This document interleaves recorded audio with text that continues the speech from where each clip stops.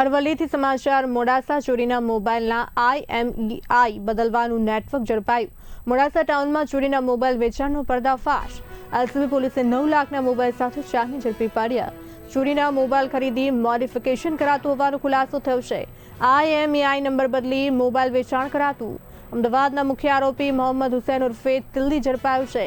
મુખ્ય આરોપી સહિત 4 આરોપીઓ પોલીસ પકડમાં। એલસીબી પોલીસે મોબાઈલ વેચાણના નેટવર્કની તપાસ શરૂ કરી। સમગ્ર મામલે ઊંડાણપૂર્વક તપાસ હાથ ધરી પોલીસે વધુ આરોપીઓની સંડોવણી અંગે તપાસ શરૂ કરી છે।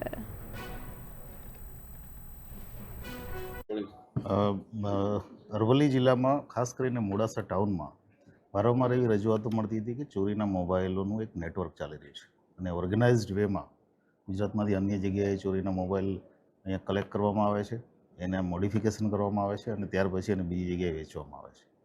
આ પ્રકારની બાતમીના આધારે એલસીબી અને એસઓજીએ વર્કઆઉટ કરેલું આ આખા કેસમાં અને એમાં એલસીબીને સારી એવી સફળતા ગઈકાલે મળી છે।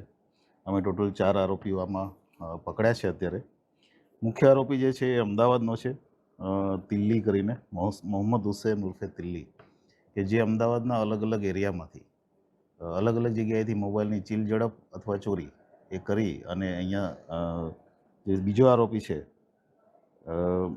તલહા હનીફભાઈ સિંધવા, એ અને એની સાથે બીજા 3 જણા એમને અહીંયા મોબાઈલ આપતો હતો। અહીંયા આવ્યા પછી મોબાઈલના એક પર્ટિક્યુલર સોફ્ટવેરની મદદથી એના IMEI નંબર ચેન્જ કરવામાં આવતા હતા। IMEI નંબર ચેન્જ કર્યા પછી જે મોબાઈલ જે તે જગ્યાએ જ્યાં ચોરી થઈ છે ત્યાં એનું ક્યારેય ટ્રેસિંગ આઉટ થઈ શકતું નહોતું અને એ ચેન્જ કર્યા પછી એમણે આ જે મોબાઈલ છે અન્ય રાજ્યોમાં ઇવન આઉટ ઓફ ઇન્ડિયા પણ વેચવાના પ્રયત્નો કરેલા છે। એની આગળની તપાસ અમારી ચાલુ છે। અત્યાર સુધીમાં અમે ટોટલ 9 લાખનો મુદ્દામાલ આમાં રિકવર કર્યો છે। 40 જેટલા મોબાઈલ અમને અત્યારે મળ્યા છે આમાં અને આગળની તપાસ જે છે એલસીબી કરી રહી છે, આગળની કાર્યવાહી ચાલુ।